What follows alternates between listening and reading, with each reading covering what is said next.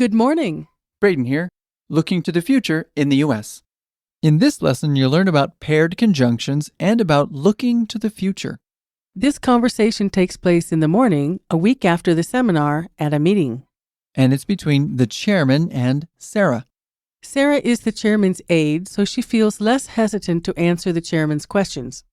Let's listen to the conversation.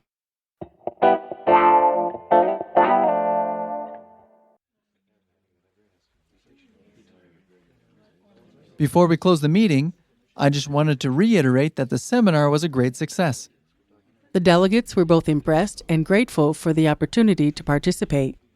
What have we learned from this seminar that we can apply to next year's?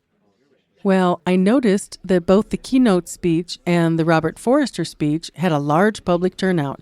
I think we should build on that, don't you? How so? Well, both of those speeches were in the evening when people had more free time. Not only could we extend the seminar to a full week, but also have speeches and panels and workshops after 5 p.m. That way, even more people could attend. Great idea, Sarah. Do you have any ideas on the theme for next year's seminar? I was thinking either a Middle East-focused seminar or something focused on the economic growth of South America. That's interesting. I hadn't thought of that before. Jonathan, what do you think?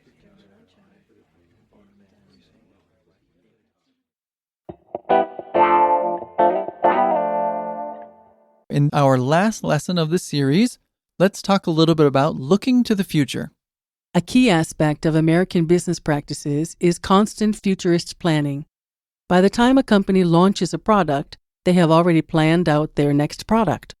For example, while the details of the internal workings of each company are confidential, it is very easy to suppose that Apple already has plans for an iPhone 6 before it has launched the iPhone 5. Most successful businesses have at least a 5-year plan for every facet of their company. Those plans, however, are not set in stone. For example, in the dialogue, it had already previously been agreed upon to have another seminar next year. The purposes and general structure of the future seminar will be the same as the current seminar. Notice how the chairman asks, "What have we learned from this seminar that we can apply to next year's?" However, even though many of the decisions for next year have already been taken, not everything has been agreed upon. Flexibility is a key aspect of American business. The ability to adapt to circumstances rapidly often determines how long a business will remain profitable. Let's take a look at the vocabulary for this lesson. The first word we'll look at is Reiterate. say something again. Reiterate. Reiterate.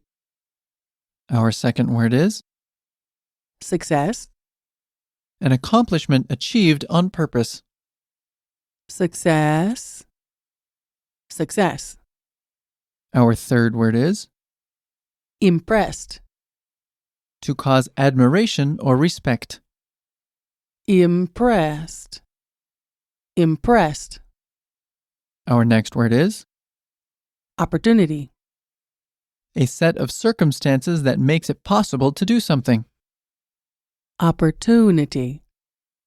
Opportunity. Next we have Apply. make a formal application. Apply. Apply. Next is Turnout. the number of people attending or taking part in an event. Turn out. Turnout. Next is Build. construct by putting material together. Build. Build. Next is Evening.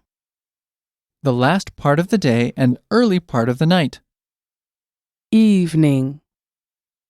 Evening. Our next word is Extend. cause to cover a larger area. Extend. Extend. Next is Attend. to be present at something. Attend. Attend. Next we have themed, Designed around a central idea or motif.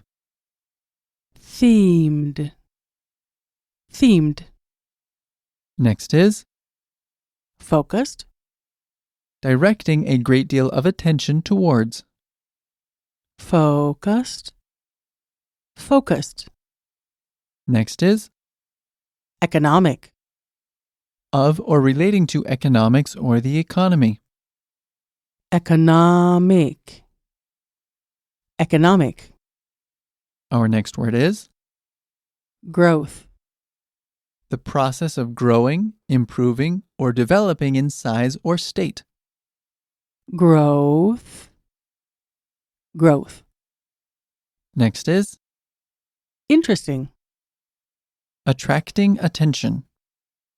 interesting, interesting, And our last word is interest, to cause curiosity or attention in someone. interest, interest. Let's have a closer look at the usage for some of the words and phrases from this lesson. In the dialogue, we heard the phrase, before we close today's meeting. This is one phrase a chairperson can use to introduce a final topic of discussion or to share some last bit of information.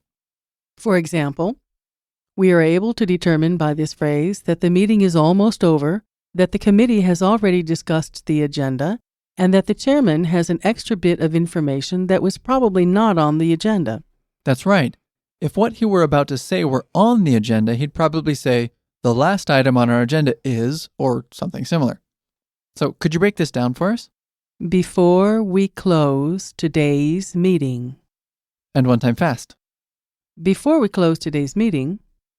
Our next phrase is, that's interesting. This phrase is an example of what is sometimes called non-committal commenting. These kinds of phrases are used when it is socially necessary that you comment, but for some reason you don't want to agree or disagree. In the dialogue, the chairman opens up the discussion to topics for next year's seminar. However, he doesn't want to influence the committee members by agreeing with any particular idea. That would be unfair because of the position that he holds. As the leader, his opinion strongly influences the group, and if he supports a particular idea, it's probable that many committee members will agree with that idea just because he did. Or at very least, not propose their own ideas because they think the choice has already been made. Could you break this down for us? That's interesting. And one time fast. That's interesting. Perfect. Let's take a look at the grammar point. The focus of this lesson is paired conjunctions. In the dialogue, we heard the phrase, I noticed that both the keynote speech and the Robert Forrester speech had a large public turnout. Paired conjunctions are often used in both spoken and written English to make a point, give an explanation, or discuss alternatives. Unfortunately, not only are they difficult to use, but their structure is also rather strict. There are 4 paired conjunctions we're going to look at in this lesson. We'll tell you the paired conjunction and then give you 2 example sentences using that conjunction. First, we have the paired conjunction both and. Use this when you're connecting 2 ideas in a sentence. So, for example, the delegates were both impressed and grateful for the opportunity to participate. Another example would be, students who do well not only study hard, but also use their instincts if they do not know the answer. The main difference between using both and instead of both or and is because of emphasis. The paired conjunction connects the ideas well. Second, we have the paired conjunction not only, but also. Not only, but also is used for emphasis in the same way that both and is. For that reason, they are often interchangeable grammatically.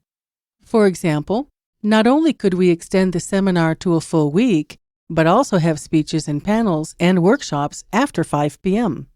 In many situations, the phrase not only is synonymous with not just, and they can be exchanged at any time. However, in paired conjunction, not just is pretty awkward. For example, not only do we want to go, but we have enough money. Third, we have the paired conjunction either or. You use either or when you want to specify two options instead of just identify two options. If you just used or, there would be a possibility for other options. With either or, there are only the options listed. For example, either Dustin will have to work more hours, or we will have to hire somebody new. Another example would be, he's either from Idaho or Nevada. Fourth and last, we have the paired conjunction neither nor. For example, I'm neither a liberal nor a conservative, nor a Democrat nor a Republican. I'm independent. Another example would be, that story was neither true nor realistic. That just about does it for today. Thanks for being with us. Bye-bye. Bye.